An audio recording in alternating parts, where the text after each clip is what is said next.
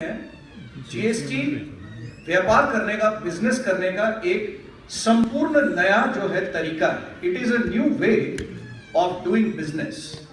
और मैं चाहूंगा कि आप लोग इस चीज पे सोचें। एज बिजनेस ओनर्स, जो लोग बिजनेस चलाते हैं, ये बहुत जरूरी है कि आप इस कानून को समझें, इसके तौर तरीकों को खुद समझें और सिर्फ अपने चार्टर्ड अकाउंटेंट या अपने टैक्स कंसल्टेंट पे ही रिलाई ना करें। ये इस चीज में आपकी भलाई है, ये इस चीज पे आपको फायदा होगा, तो इसको सीखना जो है बहुत जरूरी है। इसके बाद हम बात करेंगे इस कानून का जो आपके बिजनेस पे जो है क्या इंप्लीकेशन है, ये आपके बिजनेस को कैसे इंपैक्ट करेगा। And last but not the least, सबसे अंत में हम बात करेंगे कि आपको क्या क्या चीजें वो करनी होगी जिससे आप अपने बिजनेस को जीएसटी की तरफ जो है ट्रांजिशन पे लेके जाए, जीएसटी की तरफ जो है आगे बढ़ेगा। लेकिन शुरू करने से पहले मैं ये जरूर कहूंगा कि जीएसटी एक टेक्नोलॉजी बेस्ड लॉ है। आज काफी समय तक सुबह से हम सब की ये बातचीत हो रही है। अभी हमारा एक पैनल था क्लाउड कंप्यूटिंग पे, वो भी टेक्नोलॉजी के बेसिस पे जो है चलता है। लेकिन जीएसटी एक कंप्लायंस का ऐसा कानून है जो फुल्ली टेक्नोलॉजी बेस्ड है। तो दोस्तों, आप में से वो जो आज अभी भी ये समझ और ये सोच में डूबे हुए हैं कि कागज के पन्ने से व्यापार चलेगा, जो कि आज का रिवाज है कि हम अपनी रिटर्न फाइल करेंगे 40 फॉर्म भर के। आज अगर हम देश में देखें, करीबन 29 राज्यों में वीएटी के लिए कुल मिला के 347 फॉर्म है अलग। आगे चल के ये फॉर्म्स नहीं रहेंगे और ये कानून जो है कंप्लीटली टेक्नोलॉजी ड्रिवन कानून है। तो इस कानून को अपनाने के लिए और अपने बिजनेस में लाने के लिए ये बहुत जरूरी है कि आप में से सब जो है टेक्नोलॉजी को अपनाएं, जीएसटीएन के बारे में समझे और ये समझे कि ये कानून जो है टेक्नोलॉजी कैसे यूज करता है आपके बिजनेस को कंप्लाई करने के लिए। तो आगे बढ़ते हैं दोस्तों। सबसे पहले कि जीएसटी क्या है और क्यों लागू होना है, क्यों इस कानून को लेके जो है सरकार आई है। और मेरे साथ स्टेज पे खड़े हैं मेरे सहकर्मी श्री तरुण कुमार, जो पंजाब राज्य के जो है टैली के अध्यक्ष हैं। वो भी मेरे को सपोर्ट करेंगे इस प्रेजेंटेशन में और आपको जो है बहुत सारी चीजों के बारे में और विस्तृत में जो है जानकारी देंगे। तो शुरू करते हैं। सबसे पहली बात कि गुड्स एंड सर्विसेज टैक्स क्या है। ये एक सिंगल यूनिफाइड टैक्स सिस्टम है, ये पूरे कंट्री में सिंगल टैक्स है। It is a one tax one nation, जिसके तरफ हम जो है बढ़ते चले जा रहे हैं। दूसरी बात, बहुत इंपॉर्टेंट चीज, आज हमारी पूरी इनडायरेक्ट टैक्सेशन जो है वो टैक्सेशन एट सोर्स है। जीएसटी जो है इज ए डेस्टिनेशन टैक्स, जहां पे वस्तु या सर्विस कंज्यूम होगा, टैक्स वहां पे लागू होगी, ना कि ओरिजिन पे। तीसरी चीज, ये हर सप्लाई पे जो है लागू होगी। ये चीज समझना बहुत जरूरी है दोस्तों। सप्लाई, ये शब्द सप्लाई, जीएसटी के रेजिम में कोई मैन्युफैक्चरर नहीं है, कोई ट्रेडर नहीं है, कोई सर्विस प्रोवाइडर नहीं है, हम सब सप्लायर हैं। आप किसी को सप्लाई करते हो, वो आपका कस्टमर है। आपका कस्टमर किसी और को सप्लाई करता है, वो भी एक सप्लायर है। कोई मैन्युफैक्चरर, कोई ट्रेडर, कोई सर्विस प्रोवाइडर जो है नहीं है। चौथा बहुत इंपॉर्टेंट पॉइंट जो है वो ये कि सिर्फ वैल्यू जो ऐड किया जा रहा है चेन में, सिर्फ उसी पे टैक्स होगा। टैक्स ऑन टैक्स जो आज का पॉलिसी है वो नहीं होगा। हम वीएटी पे करते हैं एक्साइज पे, एक्साइज पेड प्रोडक्ट पे, जो वो प्रोडक्ट जब ट्रेड में जाता है या चैनल में जाता है या बिक्री के तहत कस्टमर तक पहुंचता है, तो उस प्रोडक्ट पे वीएटी लगता है, विच इज एक्चुअली अगर आप देखें तो वो टैक्स ऑन टैक्स है। आगे चल के there will only be a single point taxation, और वो टैक्स पूरे चेन पे वैल्यू एडिशन पे जो है लागू होता रहेगा। And last but not the least, जितने भी आज के तारीख में इनडायरेक्ट टैक्सेस है, उसके बारे में हम आगे भी बात करेंगे, वो सारे टैक्सेस नहीं रहेंगे और उनके जगह पे सिर्फ एक ही टैक्स होगा, विच इज जीएसटी। आगे बढ़ते हैं। आज का मौजूदा टैक्स स्ट्रक्चर क्या है? अगर हम देखें मौजूदा टैक्स स्ट्रक्चर दो भागों में जो है इसको हम डिवाइड कर सकते हैं। एक तरफ जो टैक्स सेंट्रल गवर्नमेंट जो है लागू करती है, उसमें सबसे बड़ा टैक्स है एक्साइज। दूसरा टैक्स जो स्टेट गवर्नमेंट लागू करती है, जिसमें सबसे बड़ा टैक्स है VAT। उसके आगे CST जो इंटर स्टेट के लिए लागू होती है, जिसपे आज हमको इनपुट टैक्स क्रेडिट नहीं मिलता है। उसके आगे परचेज टैक्स, सेस, अलग अलग तरीके के गवर्नमेंट्स जो है अलग अलग तरीके के जो है टैक्सेस, लोकल टैक्सेस जो है लागू करती है। कुछ स्टेट्स है हमारे जहाँ पे ऑक्ट्रॉय लगता है, LBT लगता है, कुछ स्टेट्स है जहाँ पे नहीं लगता है। और अगर आप सेंट्रल गवर्नमेंट के टैक्सेस देखें तो काउंटर वेलिंग ड्यूटी है, स्पेशल एडिशनल ड्यूटी है, सर्विस टैक्स है, एक्साइज है। ये बड़े बड़े टैक्सेस जो है ये सारे जो है सेंट्रल गवर्नमेंट के खजाने में जाते हैं। आगे चल के GST में 3 तरीके के टैक्सेस होंगे। एक होगा CGST जो कि सेंट्रल GST कहलाएगा। CGST में जो भी टैक्स कोई भी पेमेंट करेगा वो टैक्स जो है डायरेक्टली सेंट्रल गवर्नमेंट के ट्रेजरी में जाएगा। दूसरा है SGST जिसको स्टेट GST या स्टेट लेवल GST कहा जा रहा है। वो कर जो है वो कर सीधा डायरेक्टली जाएगा स्टेट जो राज्य है, जैसे पंजाब में हम आज बैठे हैं, पंजाब के ट्रेजरी में ये टैक्स जो है जाएगा। और एक तीसरा बहुत इंपॉर्टेंट टैक्स जो है इस स्लाइड पे आप देख रहे हैं जिसका नाम है IGST। IGST का मायने हुआ इंटीग्रेटेड GST। इंटीग्रेटेड GST का क्या मतलब है? इंटीग्रेटेड GST लागू होगा इंटरस्टेट सप्लाईज। लेकिन इसकी खासियत क्या है? खासियत यह है कि आज तक हम इंटरस्टेट सप्लाई करते आए हैं CST पे। CST का रेट जो है कम सरकार ने इसलिए रखा है ताकि वो इनपुट टैक्स क्रेडिटेबल ना हो। और आज व्यापारी CST को जो है अपने खर्चे में लेके चलता है, अपने कॉस्ट स्ट्रक्चर में जो है लेके CST आगे बढ़ता है।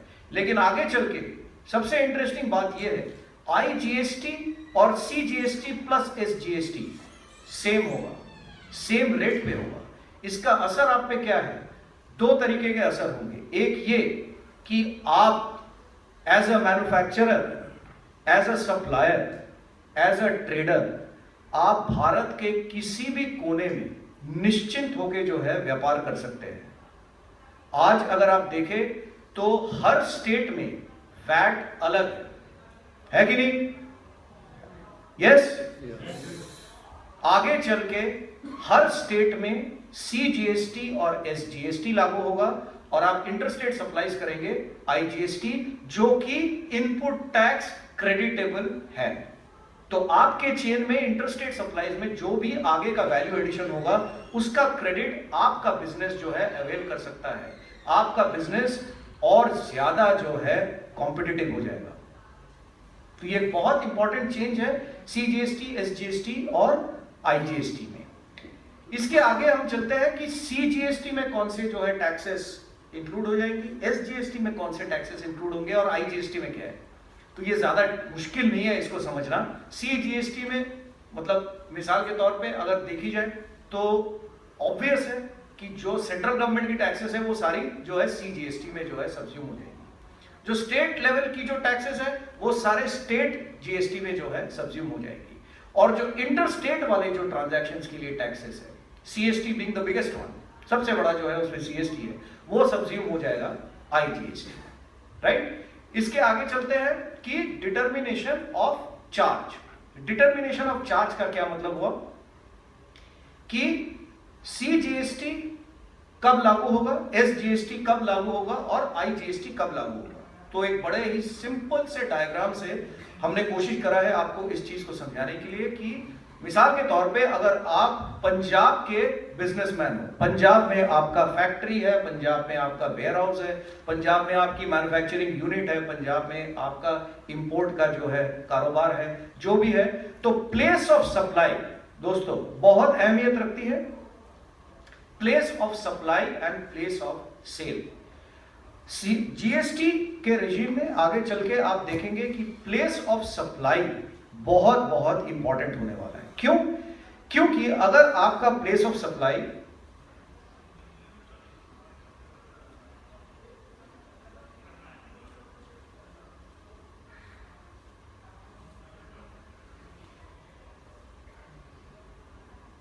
बॉस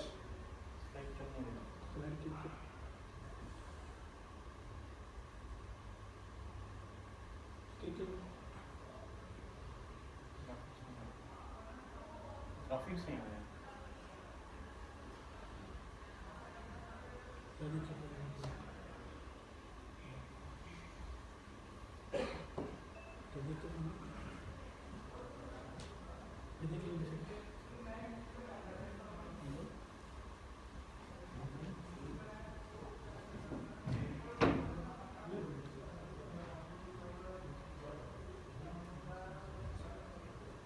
ग्राफिक्स नहीं आ रहे तो ठीक है, स्लाइड स्लाइड ठीक नहीं है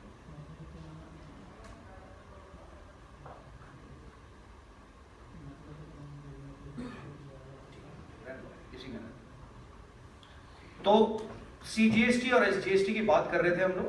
तो CGST और SGST जो है ये लागू होता है इंट्रा स्टेट सप्लाईज में। इसका अर्थ क्या हुआ कि अगर आप पंजाब में हैं और आपकी सप्लाई पंजाब में है, place of supply and place of sale अगर पंजाब है तो CGST और SGST लागू होगा। और अगर प्लेस ऑफ सप्लाई पंजाब है और अगर आपका प्लेस ऑफ सेल दिल्ली है, पंजाब का बहुत माल जो है, काफी सारा कारोबार दिल्ली के साथ होता है, तो तब जो है IGST लागू होगा।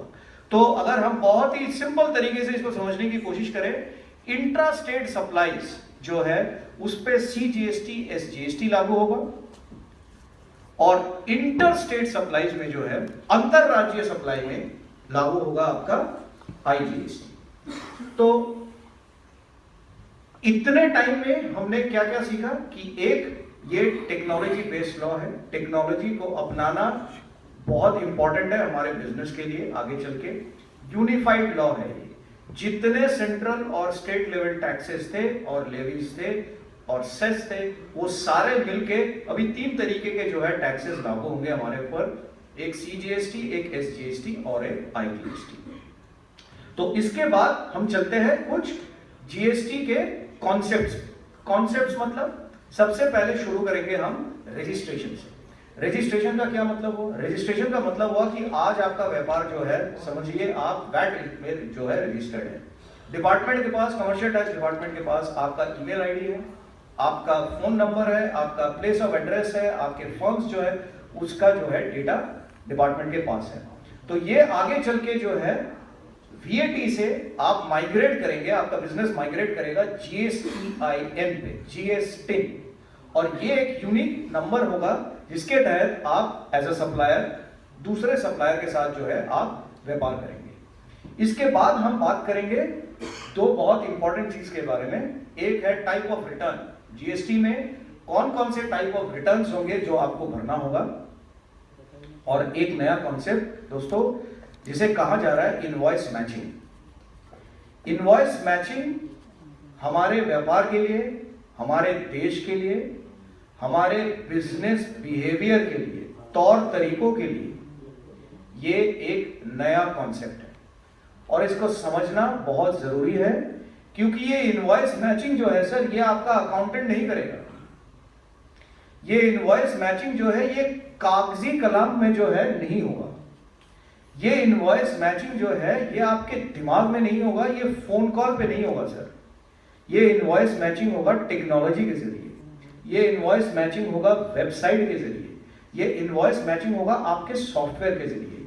तो अगर आपकी निगाहें जो है सॉफ्टवेयर पे नहीं है और इनवॉइस के करेक्टनेस पे नहीं है, तो ये इनवॉइस मैचिंग करना बहुत मुश्किल काम है आपके लिए। इनवॉइस मैचिंग के लिए 3 चीजें होना बहुत जरूरी है। पहली बात, इनवॉइस टाइम पे जनरेट होनी चाहिए। दूसरी बात, इनवॉइस कंप्लीटली जनरेट होनी चाहिए। तीसरी बात, इनवॉइस करेक्टली जनरेट होनी चाहिए। और हम आगे चल के देखेंगे कि ये इनवॉइस मैचिंग होगा कैसे, जो कि हमारे पूरे प्रेजेंटेशन का सबसे अहम स्लाइड है कि इनवॉइस मैचिंग का प्रोसेस और रिटर्न का प्रोसेस GST में कैसे, किस तरीके से जो है डिफाइन किया गया है, ताकि व्यापारी जो है टेक्नोलॉजी का यूज करे और अपनी इनवॉइस मैच कराए। क्योंकि दोस्तों जो इनवॉइस मैच नहीं होगा, बड़ा सीधा सरल हिसाब है GST का, उस इनवॉइस के लिए आपको इनपुट टैक्स का क्रेडिट नहीं मिलेगा। अगर हम ये मान के चले कि जीएसटी का रेट ज्यादातर कमोडिटीज के लिए 18% है, इस 18% इनपुट क्रेडिट को ना मिलने का जो इंपैक्ट है वो आपके बिजनेस में बहुत भारी पड़ेगा। अगर आपका कारोबार लंबा है, अगर आपका कारोबार ऐसा है कि जिसमें बहुत सारे ट्रांजैक्शंस हैं, अगर आप टेक्नोलॉजी को अडॉप्ट नहीं करोगे तो ये 18% का जो क्रेडिट आपको नहीं मिलेगा, ये आपके बिजनेस में बहुत भारी पड़ सकता है। तो इनवॉइस मैचिंग एक नया कॉन्सेप्ट है, इसको समझेंगे आप, थोड़ा और विस्तृत जानकारी हम देंगे। And last but not the least, input tax credit. यहाँ पे बैठे शायद सभी लोग जो है input tax credit avail either as sale VAT और एज VAT और whatever, even for the case of service tax. लेकिन दोस्तों ध्यान रखिए एक बहुत इंपॉर्टेंट चीज, सर ये टैक्स जो है, ये कानून जो है ना, ये पूरे चेन पे लागू होती है। ये आपके सप्लायर पे भी लागू है, आप पे भी लागू है, आपके कस्टमर पे भी लागू है। और सबसे मजेदार बात यह है कि अगर आपका सप्लायर कंप्लायंट नहीं है तो आपको इनपुट टैक्स क्रेडिट नहीं मिलेगा।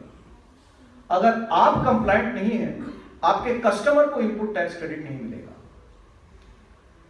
तो पूरे चेन को कंप्लायंट होना बहुत इंपॉर्टेंट है ताकि चेन इनपुट टैक्स क्रेडिट को यूटिलाइज कर सके। और ये क्रेडिट बैंक का क्रेडिट नहीं है सर, ये ऐसा नहीं है कि सरकार आपको रिफंड देगी, ये ऐसा नहीं है कि आप जाके डिपार्टमेंट के सामने जाके एक अर्जी देंगे कि जी मेरे पैसे कहाँ गए। ये प्रोविजनल क्रेडिट है, ये एक इलेक्ट्रॉनिक लेजर में रहेगा और आपके नेक्स्ट पेएबल टैक्स से जो है डिडक्ट होता रहेगा। तो ये बिजनेस कंटिन्यूटी के लिए बहुत इंपॉर्टेंट है और आपके सप्लायर्स और कस्टमर्स के लिए बहुत इंपॉर्टेंट है कि आप कंप्लायंट हो। और आपके कंप्लायंस और इनपुट टैक्स क्रेडिट के लिए और भी इंपॉर्टेंट है कि आपका सप्लायर जो है कंप्लायंट हो।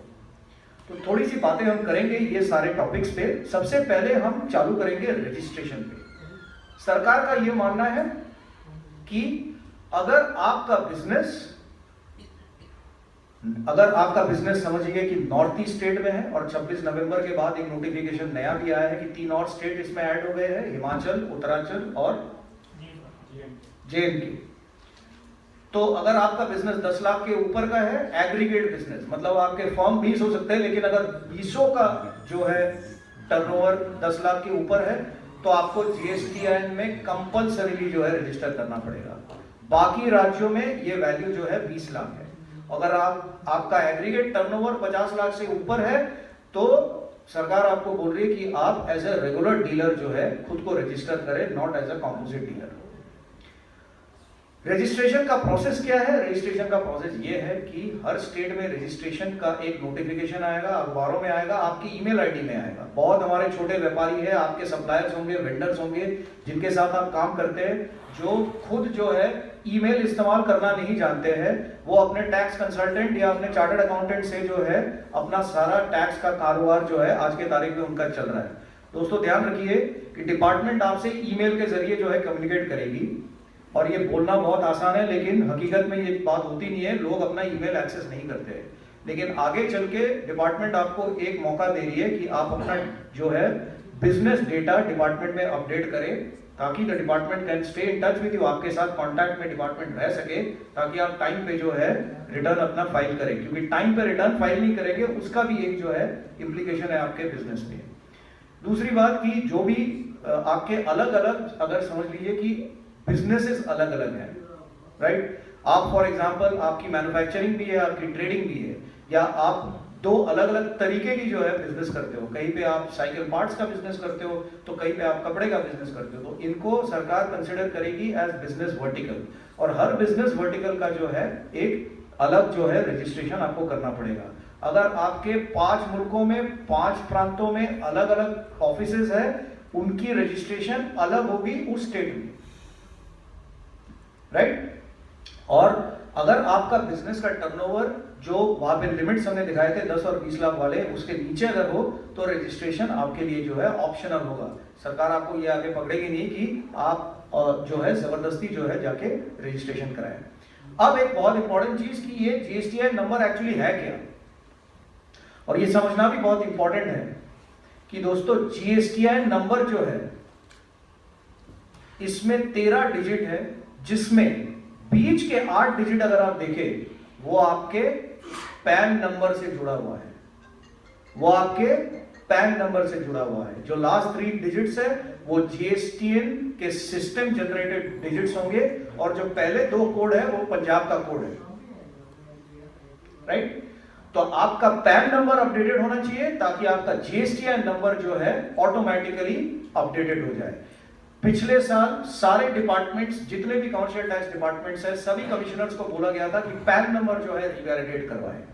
आई एम श्योर कि मैं कॉन्फिडेंटली कह सकता हूं कि आप में से बहुत लोगों ने जो है अपना शायद पैन नंबर भी जो है दोबारा डिपार्टमेंट से जो है डिपार्टमेंट के साथ मिलके जो है अपने वैलिडेशन करवाया। छोटे व्यापारियों ने तो बहुत पैमाने में जो है वैलिडेशन करवाया। इस वैलिडेशन का एक ही मकसद था कि जब पैन नंबर और जीएसटीएन नंबर एक यूनिक कोड होगा बिजनेस का, इसी पे जो है रिटर्न्स आपकी कैलकुलेट की जाएगी। तो पैन नंबर का अपडेशन जो है हमारे लिए बहुत इंपॉर्टेंट है। ये एनरोलमेंट शेड्यूल है। आज ही मैं आते आते जो है अखबार में पढ़ रहा था कि ये डेट्स जो है, जैसे पंजाब का डेट मेरे ख्याल से लास्ट के 2 जो हफ्ते थे दिसंबर के, उसमें जो है रजिस्ट्रेशन चालू हुई थी। और रजिस्ट्रेशन का क्या मतलब है कि आपको इंटीमेशन आएगा डिपार्टमेंट से कि आइए और जो है यूजर नेम और अपना पासवर्ड दीजिए, और लेने के बाद gstn.gov.in जो वेबसाइट है उसमें जाके थोड़ा सा लॉगिन करके देखिए कि आपके डिटेल्स जो है बिजनेस के डिटेल्स सही है कि नहीं। ये काम आज भी जारी है।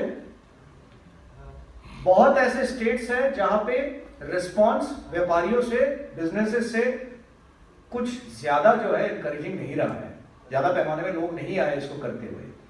तो आज ही मैं पढ़ रहा था कि काफी ऐसे स्टेट गवर्नमेंट्स है जिनका ये डिसीजन हुआ है कि भाई इसको और एक्सटेंड कर दिया जाए और इसका प्रचार हो ताकि रजिस्ट्रेशंस और बढ़े। लेकिन बहुत इंपॉर्टेंट है दोस्तों कि आप अपने चार्टर्ड अकाउंटेंट को कंसल्ट करें, आप अपने टैक्स प्रैक्टिशनर को कंसल्ट करें, और जरूर जीएसटीएन नंबर जो है आप अप्लाई करें और उसको ईमेल के जरिए आप चेक करें। थोड़ा सा टाइम हम स्पेंड करेंगे इस टॉपिक पर। थोड़ा सा महत्वपूर्ण टॉपिक इसलिए है क्योंकि मैं बार बार एक चीज आपको बोलता आ रहा हूं, जीएसटीएन। जीएसटीएन का मतलब है जीएसटी नेटवर्क। ये जीएसटीएन असल में है क्या? ये बेसिकली एक पोर्टल है, ये एक वेब पेज है। आपका सारा, आपका तो क्या पूरे भारतवर्ष का इनडायरेक्ट टैक्स का डेटा जो है वही जीएसटीएन पोर्टल में जो है फ्लो करे। ये तो बहुत बड़ा सिक्योरिटी रिस्क हो सकता है। तो सरकार का ये मानना है कि हम एज गवर्नमेंट ऑफ इंडिया व्यापारियों को, बिजनेसेस को, एंटरप्रेन्योर्स को, कंपनीज को एनकरेज नहीं करना चाहते कि वो डायरेक्टली आके जीएसटीएन से इंटरेक्ट करें। तो सरकार ने क्या सोचा कि बिजनेस और जीएसटीएन के बीच में एक लेयर जो है उन्होंने क्रिएट करा, एक सर्विस एंटिटी उन्होंने क्रिएट करा जिसको कहा जाता है जीएसटी सुविधा प्रोवाइडर, शॉर्ट में जीएसपी। तो जीएसपी का काम क्या रहेगा सर? अगर आप आज जीएसटीएन के पोर्टल में जाएंगे, 34 कंपनियां, 450 कंपनी ने जो है एप्लीकेशन डाला था, उसमें से 34 कंपनियां जो है उनको क्वालिफाई किया गया है एज जीएसपी। तो जीएसपी का सबसे अहम काम क्या रहेगा? जीएसपी का काम यह रहेगा कि आपका जो टैक्स का डेटा है वो जीएसटीएन तक पहुंचाना, आपका रिटर्न आप तक पहुंचाना, आपके पैसे जीएसटीएन तक पहुंचाना, और आपका जो रिटर्न फाइल होगा उसका चालान जो है आप तक पहुंचाना। ये जीएसपी का काम होगा। लेकिन ये काम बहुत भारी भरकम है। क्यों? क्योंकि अगर आप ट्रांजैक्शन वॉल्यूम देखें और अगर आप फाइनेंशियल एक्यूरेसी के पॉइंट ऑफ व्यू से देखें तो ये जीएसपी का काम बड़ा सेंसिटिव काम है सर। आगे चल के आप में से सब लोग जो है कोई ना कोई जीएसपी को आप लोगों को सिलेक्ट करना पड़ेगा, चूज करना पड़ेगा। तो जीएसपी को जो है ध्यान से चुनिए, कौन सा जीएसपी क्या सर्विस प्रोवाइड कर रहा है उसको जरूर समझे। अखबार जीएसपी के वेबसाइट पे जाके जरूर समझे कि वो क्या सर्विसेज प्रोवाइड कर रहे हैं और उसके बेसिस पे जो है आप जीएसपी को चुने। लेकिन ये मॉडल है, इस तरीके से जो है जीएसटी काम करेगा हमारे कंट्री में। एक सॉफ्टवेयर होगा, सॉफ्टवेयर से डेटा निकल के जाएगा जीएसपी पे, जीएसपी से डेटा निकल के जाएगा जीएसटी में। आगे चलते हैं और ये भी समझते हैं, ये भी एक छोटा सा इंफॉर्मेशन है, मैंने सोचा कि आप लोगों के साथ ये भी शेयर कर दूं कि टैली जो है, tally solutions is also qualified GST सुविधा प्रोवाइडर। तो आपका जाना माना सॉफ्टवेयर जो आपका हर अकाउंटेंट जो है इस्तेमाल करता है, मेड इन इंडिया प्रोडक्ट, देश के, भारत के व्यापारियों के लिए बनाया हुआ अकाउंटिंग सॉफ्टवेयर आज जीएसटी सर्विस प्रोवाइडर भी चुना गया है। तो हमारे लिए बहुत फखरी की बात है, बहुत गर्व की बात है। आगे चलते हैं और समझते हैं कि टाइप ऑफ रिटर्न्स। तो टाइप ऑफ रिटर्न्स में ये थोड़ा टेक्निकल मामला है, तो हमारे जो एक्सपर्ट है यहाँ पे खड़े हुए तरुण जी से समझेंगे कि टाइप ऑफ रिटर्न्स कौन कौन से हैं रेगुलर डीलर के लिए। क्योंकि ध्यान रखिएगा, कॉम्पोजिट डीलर अभी भी जो है एग्रीगेट लेवल पे अपना टैक्स फाइल करेगा, लेकिन रेगुलर डीलर के लिए टाइप ऑफ रिटर्न्स कौन कौन सी है। और जो मैंने बड़ा इंपॉर्टेंट पॉइंट जो आप लोगों को बताया, जो कि इनवॉइस मैचिंग का है, इनवॉइस मैचिंग हम कैसे करेंगे, उसके क्या इम्प्लीकेशंस होंगे, कौन कौन सी तारीखें जो है बहुत इंपॉर्टेंट है, वो हम समझेंगे तरुण जी से। Thank you Joy sir. तो यहाँ पे हमें ध्यान देना पड़ेगा कि रिटर्न किस तरह की हमारे पास है। तो थोड़ा सा मैं वैट के बारे में थोड़ा सा बता देता हूँ कि आज की डेट में वैट में हम लोग क्या करते हैं, या तो मंथली रिटर्न भरते हैं या हम क्वार्टरली भरते हैं। तो डिपार्टमेंट से कितनी बार इंटरेक्शन हो रहा है साल में, अगर मंथली है तो 12 बार और क्वार्टरली है तो 4 बार प्लस एक एनुअल रिटर्न। ठीक है, तो मोटा मोटा 5 बार अगर क्वार्टरली है और अगर मंथली है तो 13 बार। तो जीएसटी में बढ़ने वाला है, तो कैसे बढ़ने वाला है मैं आपको दिखाना चाहता हूँ। पहले हम रिटर्न देख लेते हैं कौन कौन सी रिटर्न बनती है हमारी। ठीक है, तो सबसे पहली है सर, इसको बड़े ध्यान से समझना क्योंकि अब हमने इनके साथ बातचीत करनी है। ठीक है ना, तो GSTR1। अब सर ने एक बात और कही थी कि GSTR में लैंग्वेज चेंज है, परिभाषा चेंज हो गई है। बिल्कुल, तो कोई सेल नहीं है, कोई परचेज नहीं है, क्या है, सप्लाई आउटवर्ड है और सप्लाई इनवर्ड है। तो पूरे लॉ में सप्लाई नहीं बताया गया, सेल नहीं बोला गया, ना परचेज बोला गया। इस चीज को ध्यान से समझिए। GSTR1 ये सर हमारी मंथली रिटर्न है और किसकी है, ये सेल आउटवर्ड की, सप्लाई आउटवर्ड की।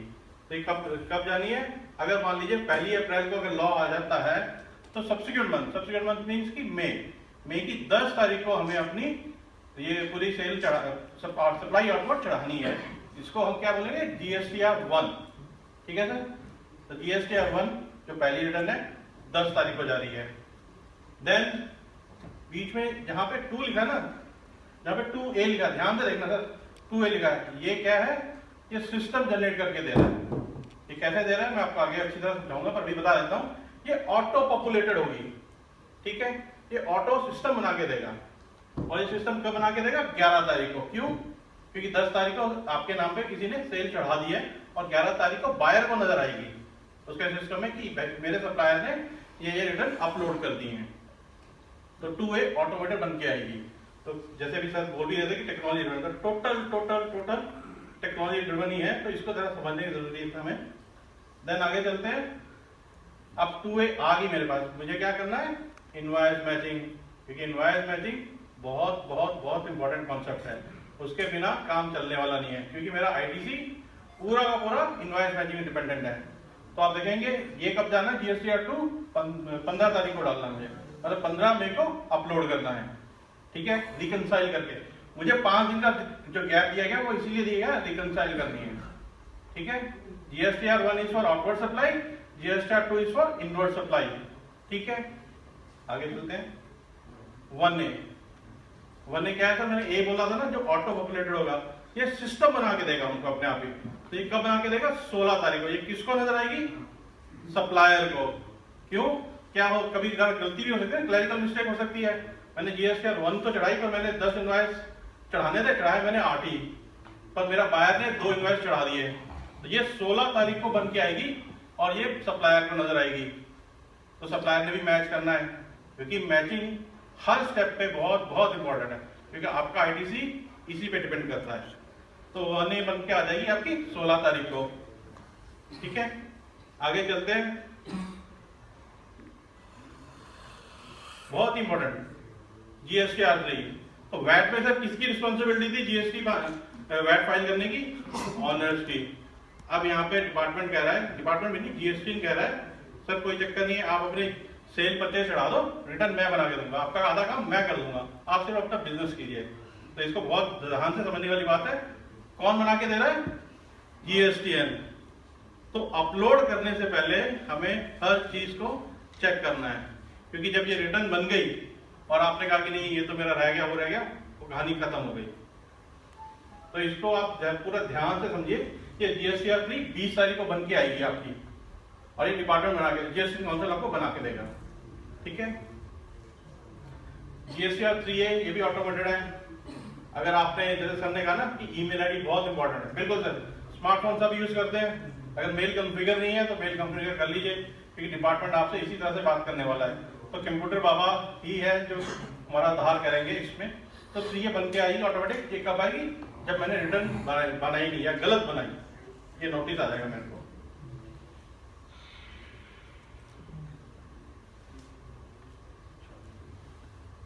GSTR 9 है, ये एनुअल रिटर्न है। ये अगर अप्रैल 1 को आ जाता तो 2018 दिसंबर में मुझे फाइल करनी होगी। तो कितनी रिटर्न होगी सर, कोई बता सकता है? मैंने ये रिटर्न बताई है, कितनी होगी सर? सर ये मंथली बात कर रहा हूँ मैं, कितनी होगी सर? 37, बिल्कुल सर, बिल्कुल, बहुत बढ़िया सर। तो 37 रिटर्न होगी है आपकी। अभी कितनी बात कर रहे थे हम लोग? 5 कर रहे थे अगर क्वार्टरली है, मंथली तो 12 या 13 बात कर रहे थे। अब हो गया 37, कैसे सर? 3 महीने की होगी है 36 और एक एनुअल रिटर्न, तो 37 बार। तो इंटरेक्शन लेवल देखिए सर कितना बढ़ गया है। 10 तारीख को आपने, 15 तारीख, 20 तारीख, ये तो याद करनी पड़ेगी। इंटरेक्शन देखिए सर, इंटरेक्शन कंप्यूटर बाबा, तो कंप्यूटर से ही बात होनी है, सब कुछ सारा कुछ टेक्नोलॉजी ड्रिवन ही है। तो ये पूरा का पूरा कंप्यूटराइज ही होने वाला है। और आप सबको अभी जैसे सर ने फिर कहा है, फिर से एक बार होता है, स्मार्टफोन सबके पास है, ईमेल कॉन्फ़िगर कर लीजिए, क्योंकि बात उसी से होनी है। आपकी मेल आएगी, मेल पे ही आपने जवाब देना सब कुछ। तो एक एग्जांपल जो पूरा टेक्नोलॉजी जो अभी समझाने की कोशिश की ना किस तरह जवाब, तो मैंने एक एग्जांपल बना रखा है। इस एग्जांपल को समझना बहुत जरूरी है कि पूरा का पूरा ज्ञान आ जाएगा हमें टेक्नोलॉजी का, क्या टेक्नोलॉजी ड्रिवन करने वाली है पूरी जीएसटी में। तो हम एक एग्जांपल लेते हैं। हम लोग क्या समझ अपने आप को, यहाँ पे जितने भी लोग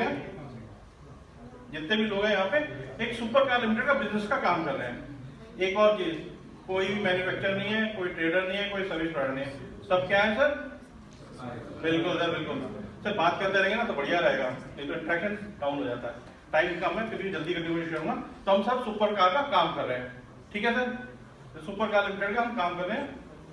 अब मेरा सप्लायर भी है, तो रत्ना स्टील है मेरा सप्लायर है, ठीक है सर? तो मान लीजिए 1 अप्रैल को हम लोग बिजनेस कर रहे हैं, नॉर्मल रूटीन में बिजनेस कर रहे हैं। तो सर एक इनवॉइस कटा 6 नंबर का, 1 लाख की लिमिट है और 20,000 मैंने इसमें जीएसटी लगा हुआ है, ठीक है? वैसे आपको रेट पता सर जीएसटी का क्या रेट है?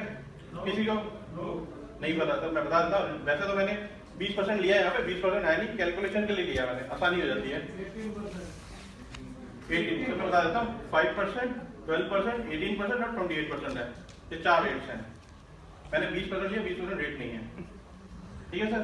बुक्स आ गई, तो सर परिभाषा चेंज है, तो बुक्स में अब कौन सी रजिस्टर होंगे हमारे पास? सेल परचेज रजिस्टर नहीं होंगे। कौन से रजिस्टर होंगे? आउटवर्ड सप्लाई रजिस्टर और इनवर्ड सप्लाई रजिस्टर, ठीक है सर? अब इन्होंने एक बार भेजा, और इस तरह मैं थोड़ा जल्दी कर देता हूँ कि इन्होंने 4 इनवॉइस भेजे, ठीक है सर?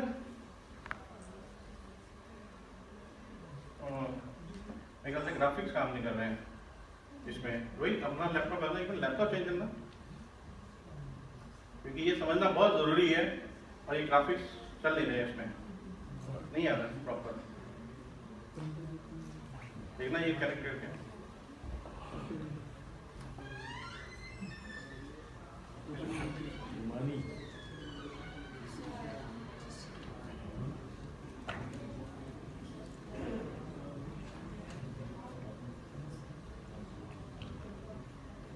में वही सारे इनवॉइस कर देना।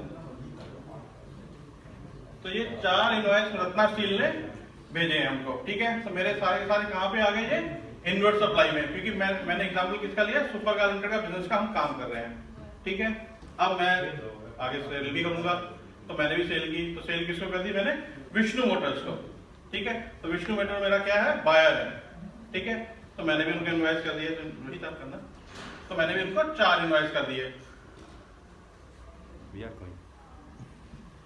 तो ये कहाँ आ गया? मेरे आउटवर्ड सप्लाई रजिस्टर में, ठीक है? तो ये मोटा मोटा अप्रैल के बिजनेस में हमने ये बिजनेस किया है, ठीक है? अब आगे चलते हैं। अब क्या तारीख आ गई सर? मई की 10 तारीख। तो मई 10 को क्या करना सर हमने? रिटर्न, बिल्कुल सर। क्या पर कौन सी return sir? Outward, very good. Number क्या है सर उसका? Very good sir, very good. तो सब लोग जीएसटी समझ गए सर, टेंशन वाली बात ही नहीं है। तो जीएसटीआर 1, ठीक है? तो 10 मई को GST 1 अपलोड करनी है, तो रत्ना स्टील ने भी कर दी क्योंकि उन्होंने सप्लाई किया, मैंने भी, ठीक है। अब ये क्या ऊपर नजर आ रहा है सर, GSTN पोर्टल कैपिटलाइज है पूरा, तो ये GSTN पोर्टल है जहां पे आपको अपलोड करनी है थ्रू GSP, ठीक है, अपलोड कर देना। ये 10 तारीख को अपलोड हो गई, ठीक है सर। अब 11 तारीख को क्या होना है सर? सर बात करेंगे तभी मजा आएगा, इसलिए मैं आगे बढ़ूंगा नहीं जब आप बोलेंगे क्या होगा सर 11 तारीख को? सप्लाई वर्ड नहीं सर, बिल्कुल बिल्कुल, किसी ने 2A का, बहुत बढ़िया सर। तो 2A बन के आएगी यहाँ पे, क्यों? मैचिंग है ना। किसको नजर आएगी 2A? रत्ना स्टील ने भेजी है सुपर कार को, तो सुपर कार को नजर आएगी 2A बन के। अब देखो, आप देखना यहाँ पे कुछ डिफरेंस है, मैचिंग करते हैं, चलो रोहित मैचिंग करते हैं फिर दिखाते हैं। तो पहला इनवाइस भेजे थे, तो इन्होंने मेरे को 4 इनवाइस भेजे थे, पर उन्होंने पोर्टल में कितना चढ़ाया? 3 चढ़ाया, एक नहीं चढ़ाया 6 नंबर, तो मैच नहीं किया। तब मैं क्या करूंगा, मुझे मैच करना है ना, मुझे तो ITC चाहिए उसका, मैंने तो माल खरीदा है, मुझे तो ITC चाहिए, तो मैं क्या करूंगा 11 तारीख को ऐड कर दूंगा, ठीक है। और 15 तारीख को क्या करना है sir? Very good sir, GSTR 2, तो GSTR 2 15 तारीख को मैं अपलोड कर दूंगा, ठीक है। ये अपलोड हो गई।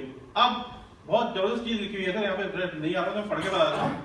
प्रोविजनल ITC, इसको समझना बहुत जरूरी है, प्रोविजनल ITC क्यों लिखा है मैंने, वो आगे बताता हूँ आपको। 15 तारीख को मेरे को 45,000 का प्रोविजनल ITC मिल गया, तो 16 तारीख आ गई। 16 तारीख को क्या होगा सर? 1A बनेगी, ऑटोमेटेड सिस्टम बना के दे रहा है, तो 1A कहाँ नजर आएगी? मेरे सप्लायर को, कि मैंने उसके नाम पे बिल चढ़ा दिया है, तो देखेगा अच्छा गलती से रह गया मेरे साथ, तो उन्होंने भी ऐड कर लिया, मैच कर ली, तो क्या हो गया? पूरा पूरा फ्लो मैच हो गया यहाँ पे। अब 20 तारीख को क्या होगा? मुझे कुछ नहीं करना है, मुझे तो मैच करके छोड़ देना है। 20 तारीख को डिपार्टमेंट GST इन्फॉर्मेशन आपको रिटर्न देगा। 20 तारीख को क्या बन के आएगी हमारी सबकी? GSTR 3, ठीक है सर। और GSTR 3 बन के आ गई, 20 तारीख को ही मुझे पेमेंट करनी है, बिल्कुल ठीक है। तो ये मैंने पेमेंट कर दी। अब 21 तारीख को मैंने कहा था ना सर प्रोविजनल है, 21 तारीख को क्या होगा भाई? आप चेक करना, एलिजिबिलिटी फॉर ITC 45,000, क्या ये बन जाएगा ITC 1। ITC 1 21 तारीख को बन के आ जाएगा। क्यों बन के आ जाएगा? क्योंकि मेरे सप्लायर ने पेमेंट कर दिया, तो मुझे मिल गया, ठीक है। आगे करते हैं, एक मोबाइल आगे, ये हो गया ITC के साथ होना चाहिए। राइट, सो दोस्तों हमारे पास काफ़ी सारा इंफॉर्मेशन अभी भी बाकी है, लेकिन अफसोस की बात यह है कि आयोजकों का जो कहना है वो ये कि भाई एक और पैनल जो है तैयार बैठिए एक दूसरा डिस्कशन लेने के लिए, तो शायद हमको जो है संक्षेप में इस सेशन को जो है ख़त्म करना पड़ेगा। हाँ, ये बात ज़रूर है कि अगर दर्शक चाहे तो हम शायद जो है और थोड़ा विस्तृत जानकारी हम दे पाए, लेकिन वो मैं आप लोगों पे छोड़ता हूँ। जी कंटिन्यू करें, ठीक है। उसके बाद लंच, फिर नेक्स्ट सेशन। शुक्रिया, थैंक यू वेरी मच। बहुत आभारी है आपके कि आप लोग जो है सेलर, मैंने कहा कि आपके ऊपर जो है या आपके पीछे जो है, अगर वो कंप्लाइंट नहीं है तो आप भी कंप्लाइंट नहीं हो, आपका टैक्स जो है वो प्रोविजनल बन के रह जाएगा, वो आप एलिजिबल नहीं होंगे उस इनपुट टैक्स क्रेडिट के लिए। तो सबसे पहले जो है, अगर आप ग्राफिक में देखें तो सेलर जो है वो सरकार को टैक्स जो है, कर का रकम जो है पहले जमा करेगी, उसके बाद जो है बायर को इनपुट क्रेडिट मिलेगा। तो ये खेल जो है, ये गेम हमको बहुत अच्छे से समझना है। तो अगर हम आगे बढ़े और देखें कि buyer gets input credit if seller pays GST, इसका क्या मतलब हो कि कस्टमर को तभी इनपुट क्रेडिट मिलेगा जब सप्लायर, जो प्राइमरी सप्लायर है, वो जो है GST में कर का रकम जमा करता है। लेकिन इसमें खास बात यह है कि बायर या कस्टमर को तभी मिलेगा जब सप्लायर जो है GST का रकम भरेगा, नहीं तो उसको नहीं मिलेगा। So there is no question of any arbitrary credit, तभी मिलेगा आपको जब आपका सप्लायर जो है कंप्लायंट है। आगे बढ़ते हैं। ये छोटा सा स्लाइड है, लेकिन ये थोड़ा सा इंफॉर्मेटिव स्लाइड है, वो इसलिए क्योंकि इसमें हम थोड़ा सा आपको ट्रीटमेंट बताएंगे कि CGST, SGST और IGST का टैक्स जो सेट ऑफ होगा अगेंस्ट कोई दूसरा टैक्स, उसका ट्रीटमेंट क्या होगा, उसके नियम कौन से हैं, उसके तौर तरीके कौन से हैं। तो सबसे पहले हम देखेंगे ट्रीटमेंट ऑफ सीजीएसटी। तो आपको सीजीएसटी अवेल करना है, तो सीजीएसटी का सबसे पहले एडजस्टमेंट होगा सीजीएसटी के साथ। अगर उसमें कुछ बाकी रहा तो वो एडजस्ट होगा आईजीएसटी के साथ। तो ये पहला नियम है। अगर आपको एसजीएसटी जो है, एसजीएसटी आपके पास है, आपको उसको जो उसका जो है कंपोनेंट जो है, उसका अमाउंट जो है वो आपको सेट ऑफ करना है किसी दूसरे इनपुट टैक्स से, तो एसजीएसटी का सबसे पहले एडजस्टमेंट होगा एसजीएसटी के साथ। उसके बाद कुछ अगर बचा रहा तो वो एडजस्ट होगा अगेंस्ट आईजीएसटी। और अगर आप इंटरस्टेट सप्लाईज कर रहे हो तो आपको आईजीएसटी एडजस्ट करना है, आईजीएसटी का इनपुट टैक्स जो है अवेल करना है। तो आईजीएसटी का सबसे पहले एडजस्टमेंट होगा अगेंस्ट आईजीएसटी, जो बचा रहेगा वो होगा अगेंस्ट सीजीएसटी, और उसके बाद भी अगर कुछ बचा रहा तो वो फाइनली होगा अगेंस्ट एसजीएसटी। तो 3 नियम है एडजस्टमेंट के। यही बेसिस पे सिस्टम आपका रिटर्न जनरेट करेगी, इसी बेस पे सिस्टम आपका इनपुट टैक्स क्रेडिट जो है कैलकुलेट करेगी। सीजीएसटी अगेंस्ट सीजीएसटी, जो भी बचा रहा against IGST, SGST against SGST, जो भी बचा रहा है अगेंस्ट एसजीएसटी, और आईजीएसटी का ट्रीटमेंट ये है कि सबसे पहले नॉक ऑफ होगा अगेंस्ट आईजीएसटी क्रेडिट या इनपुट जो भी आपने अवेल किया है, और जो बचा रहेगा वो पहले सेंटर के अगेंस्ट नॉक ऑफ होगा, उसके बाद जो है स्टेट लेवल टैक्स के अगेंस्ट जो है नॉक ऑफ होगा। आगे बढ़ते हैं इसके आगे कि अगर हम ये सेशन में देखें तो हमने क्या क्या देखा कि हमने देखा कि भाई जीएसटी की रिटर्न जो है कितने तरीके के हैं, उनकी फाइलिंग कैसे होती है, उनका इनवॉइस मैचिंग का जो है रूल क्या है, और आगे हमने ये भी देखा कि जो अलग अलग 3 जो टैक्सेस है उनकी इनपुट टैक्स की जो क्रेडिट का जो कंपोनेंट है उसको हम जो है कैसे एडजस्ट करेंगे। इसके आगे हमारा सेक्शन जो है वो है इंपैक्ट ऑफ बिजनेस, मतलब जीएसटी का जो है आपके बिजनेस पे जो है क्या असर है। तो कुछ एग्जांपल से हम आपको इसके बारे में जो है बताएंगे, लेकिन थोड़ा ध्यान रखिएगा कि मोटे तौर पे अगर हम देखें जीएसटी का इंपैक्ट आपके बिजनेस पे होगा, आपके कैश फ्लो पे, आपके कंप्लायंस रेटिंग पे। नया शब्द है, नया फ्रेज है कंप्लायंस रेटिंग, क्या है वो भी हम आपको थोड़ा सा बताएंगे। आपके प्रोविजनल क्रेडिट पे, प्रोविजनल क्रेडिट का क्या मायने हुआ कि जो स्टॉक जिस दिन से जीएसटी लागू होगा, समझ लीजिए 1 अप्रैल से जीएसटी लागू होगा, तो प्रोविजनल क्रेडिट का यह अर्थ हुआ कि 1 अप्रैल से पहले तक का आपके पास जो स्टॉक है, whether it is raw material, whether it is goods in transit, whether it is unfinished material, whether it is material being processed या फिनिश्ड गुड्स, जो भी आपके पास स्टॉक है उसका ट्रीटमेंट क्या होगा, उस पे आपने जो टैक्स पे किया है उसका इनपुट क्रेडिट आपको जीएसटी के रिजीम में कैसे मिलेगा, उसको बताया जा रहा है, कहलाया जा रहा है एज प्रोविजनल क्रेडिट। उसका एक ट्रीटमेंट है, और ये ट्रीटमेंट का जो है आपके बिजनेस पे जो है इंप्लीकेशन है। Last but the next point is कि जो वैट और जीएसटी है उसका जो है आपके बिजनेस पे क्या इंप्लीकेशन होगा। वैट जो आपने पे किया है, जीएसटी जो आप पे करने जा रहे हैं, और एक नई चीज जीएसटी रिजीम में जो आपके बिजनेसेस के फर्दरेंस में, अकाउंटिंग टर्मिनोलॉजी में एक कहावत है कि फर्दरेंस ऑफ बिजनेस, मतलब आपके व्यापार के लिए आपके जो खर्चे हो रहे हैं, जो एक्सपेंसेस हो रहे हैं, उसकी ट्रीटमेंट जो है जीएसटी में क्या होगी। तो ये 5 विषय हैं जो आपके बिजनेस में इंपैक्ट होंगे। इससे और भी कई ज्यादा है, लेकिन ये 5 मेन है। तो ये संभव नहीं होगा हमारे लिए कि ये 5 पे जो है हम बहुत डिटेल में आपके साथ बातचीत करें। 2-3 विषयों पे जरूर हम जो है फोकस करेंगे। सबसे पहले हम शुरू करते हैं कि कंप्लायंस रेटिंग, जो एक नई चीज मैंने आपको बताई, इसका क्या महत्व है, ये आपके बिजनेस पे कैसे इंपैक्ट करेगा। तो दोस्तों, कंप्लायंस रेटिंग का ये मतलब हुआ कि जैसे मैंने आपको बताया शुरुआत में कि जो सिस्टम ऑफ रिटर्न है, जो रिटर्न का कैलकुलेशन है, जो आज के तारीख में आप मैनुअली कर रहे हो या किसी सॉफ्टवेयर से कर रहे हो, ये आगे चल के कंप्यूटर सिस्टम जो है, सरकार का जो सिस्टम है, वो आपके लिए रिटर्न जनरेट करेगी। आपको बताएगी कि बॉस इस महीने आपको 6,123 रुपए जमा करना है। अगर आपने जमा कर दिया तो आप कंप्लायंट हो गए, लेकिन आपने जमा नहीं किया तो आप नॉन कंप्लायंट हो गए।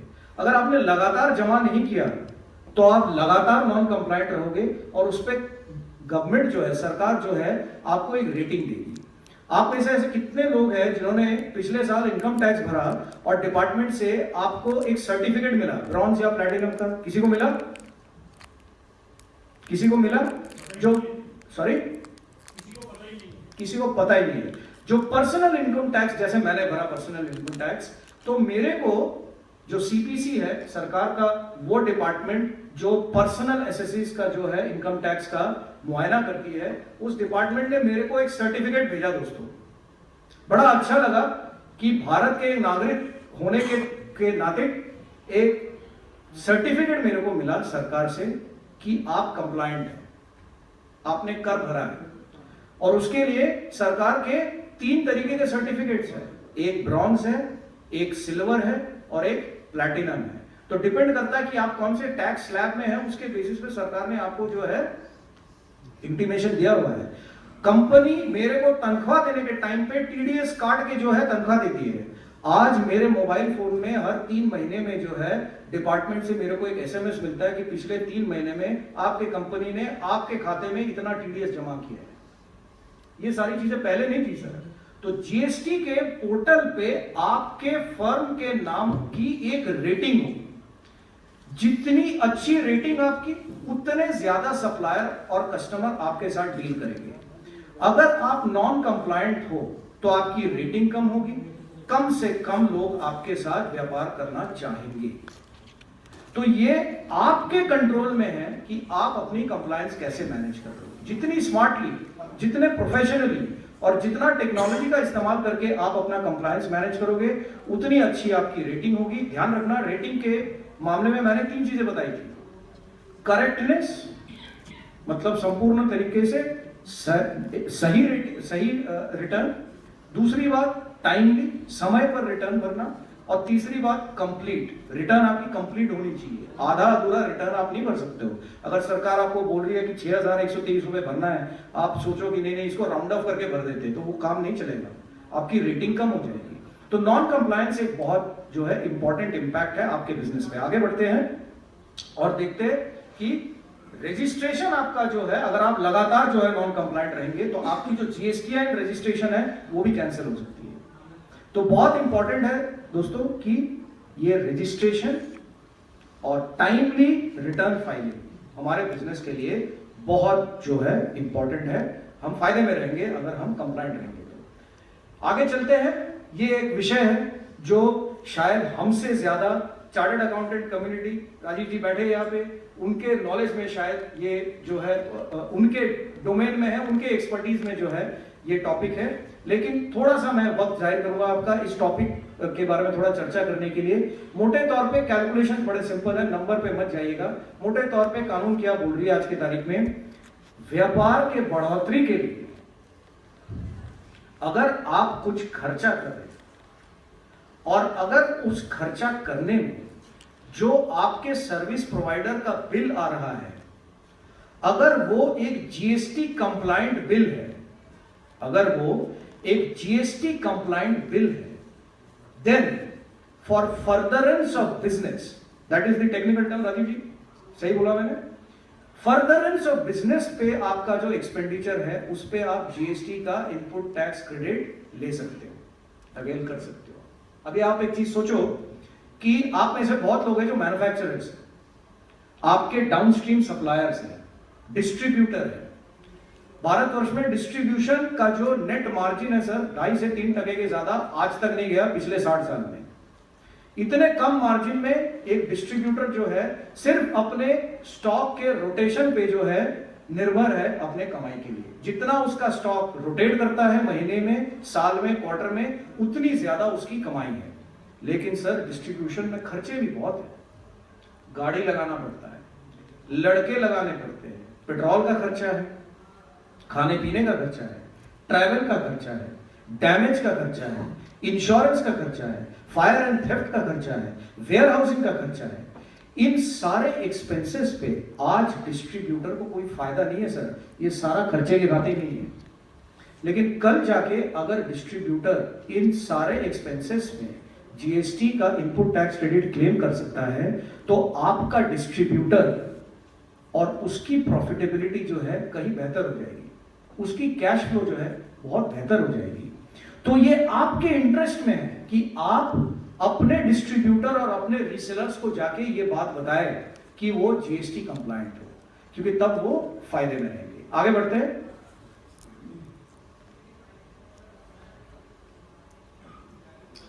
ये बात मैंने पहले भी छेड़ी कि आईटीसी ऑन क्लोजिंग स्टॉक, बहुत सारे हमारे दोस्त यहाँ पे मौजूद है। लुधियाना जैसे शहर में बहुत हमारे जो है मैन्युफैक्चरिंग सिटी है ये, तो आप में से बहुत लोग जो है मैन्युफैक्चर करते हैं, आपके पास फिनिश गुड्स, रॉ मटेरियल, बहुत सारे अलग अलग तरीके के जो है कंपोनेंट्स, स्पेयर पार्ट्स वगैरह आप जो है कैरी करते हो।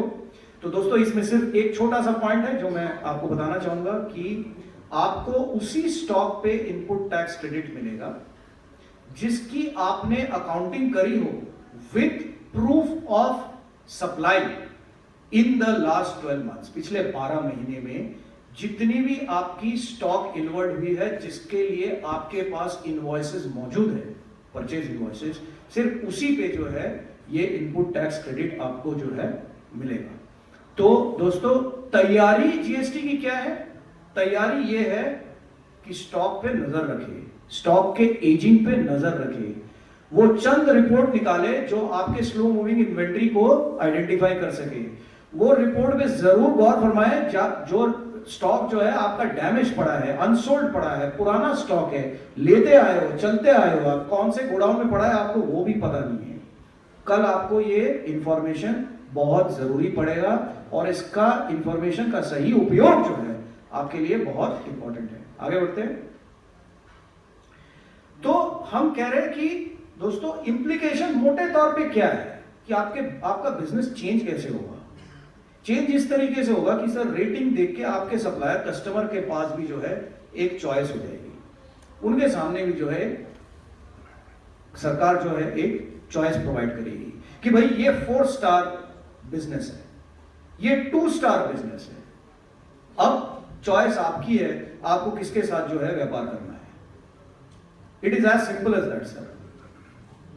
तो कंप्लायंट होइए, टेक्नोलॉजी को अपनाइए, अपने बिजनेस प्रोसेसेस को अपडेट कीजिए, ऑटोमेट कीजिए और बहुत इंपॉर्टेंट बात, अकाउंटिंग स्टैंडर्ड्स को इंप्लीमेंट कीजिए।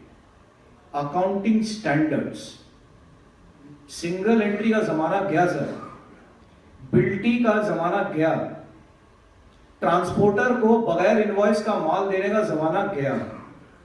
अभी हर चेन को इनपुट टैक्स क्रेडिट के बगैर पूरा चेन आपका जो है अनकॉम्पिटिटिव हो जाएगा।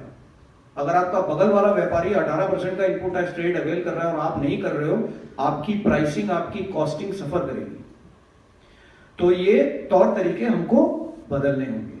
आगे चलते हैं। तो ये हमने सीखा कि बिजनेस पे आपका क्या इंपैक्ट है। काफी सारे 5-6 पॉइंट्स मैंने बताए, सारे पॉइंट्स हमने जो है डिटेल में नहीं देखा, लेकिन input tax on tax credit on expenses और रेटिंग वाली बात जो है उस पर हमने थोड़ा सा टाइम स्पेंड किया। ये हमारा लास्ट सेक्शन है कि एज ए बिजनेसमैन, व्यापारी होने के नाते हमको क्या करना चाहिए जीएसटी के लिए तैयार होने के लिए। तो हमारे पॉइंट्स इसमें क्या है? सबसे पहली बात कि ऑब्वियसली आपको कंप्लायंट होना है। उसके बाद कि आपको जो कंप्लायंट आपके सप्लायर्स और आपके कस्टमर्स जो है, आपको उनको भी एनकरेज करना पड़ेगा टू बिकम कंप्लायंट। और इसमें एडुकेशन बहुत इंपॉर्टेंट है। अगर आप मैन्युफैक्चरर है और अगर आपके 60 वेंडर है और 600 सप्लायर है, तुरंत उनको बुलाइए, उनसे बात कीजिए, उनको कानून समझाइए। दोस्तों ये एक इतना बड़ा चेंज है, ये एक इतना बड़ा चेंज है कि हमने वैट के टाइम पे भी जो है कई जो है वक्ता यहाँ पर बोल के गए कि टैली जो है वैट के टाइम पे भी जो है व्यापारियों को हमने बहुत हेल्प किया था। लेकिन हम दावे के साथ आपको कह सकते हैं कि सर छोटे व्यापारी, मध्यम वर्गीय जो व्यापारी है हमारे देश के, अगर उनको हमने जाके एडुकेट नहीं किया, अगर उनको हमने जाके जो है इस जीएसटी के कानून के बारे में सही विस्तृत जानकारी अगर हमने नहीं दिया, तो उनका बिजनेस बंद हो जाएगा sir. Their business will come to a standstill। इस बात को हमें समझना जो है बहुत इंपॉर्टेंट है। आगे बढ़ते हैं। तो आज हमको क्या करना चाहिए कि अगर हमको जीएसटी में जो है ट्रांजिशन करना है, तो सबसे पहले हमें बुक्स ऑफ अकाउंट और जो रिटर्न फाइल कर रहे हैं हम, उसकी एक्यूरेसी जो है हमको बिल्ड करनी पड़ेगी। इसके आगे कि हमारे जो टैक्स क्रेडिट्स है उसकी डिटेल्स जो है, हमारे स्टॉक, एग्जिस्टिंग स्टॉक की अकाउंटिंग जो है करना हमारे लिए बहुत जरूरी है।